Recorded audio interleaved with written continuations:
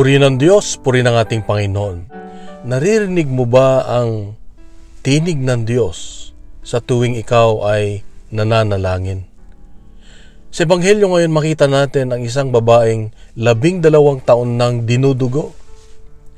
At sinabi niya, kung mahawakan ko lang ang laylayan ng kanyang damit, ako ay gagaling.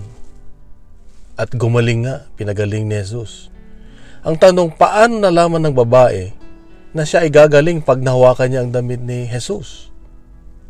Dito ay tinuturuan tayo ng Diyos na sa tuwing tayo ay nananalangin, alamin muna natin ang kanyang kalooban.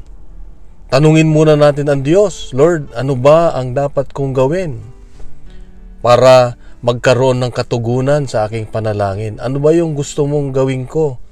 Ano ba ang tugon mo sa aking panalangin? Napakahalaga po ito dahil dito nakasalalay ang tugon ng Diyos. Hindi yung Diyos na parang sunod-sunuran lang sa atin. Kung minsan kasi pag nanalangin tayo, Lord, ito ang gusto ko, ito yung gusto kong gawin mo, ito yung inaasahan ko. Hindi po ganun tumutugon ang Diyos. Ang pagtugon niya ay malaman natin muna kung ano ang kalooban ng Diyos. Maririnig natin yan sa ating puso kung kakausapin natin siya, tatanungin natin siya, hihilingin natin siyang mangusap sa ating panalangin. Kapatid, napakahalaga itong paalala ng Diyos sa atin na pag sa tuwing tayo ay nananalangin, wag lang yung gusto natin lagi ang nasusunod. Mas maganda, Lord, kung ano yung kalooban mo, yun ang gagawin ko. Ano bang gusto mo, Lord? Ako ba'y magsisimba muna? Ako ba'y pupunta muna sa confession?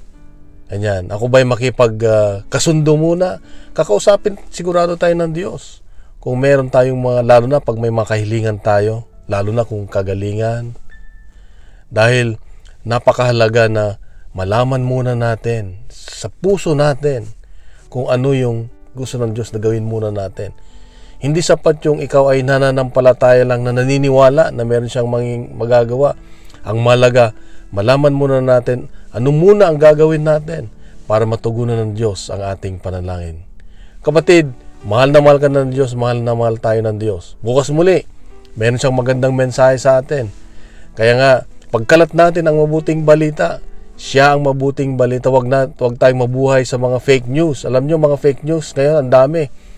Lalo sa social media ay nakaka-stress lang yan, nagbibigay stress sa atin. Mas pakinggan natin kung anong sinasabi ng Diyos araw-araw. Dahil mabuti ang Diyos, alam niya ang makabuti sa atin. God bless and God is good.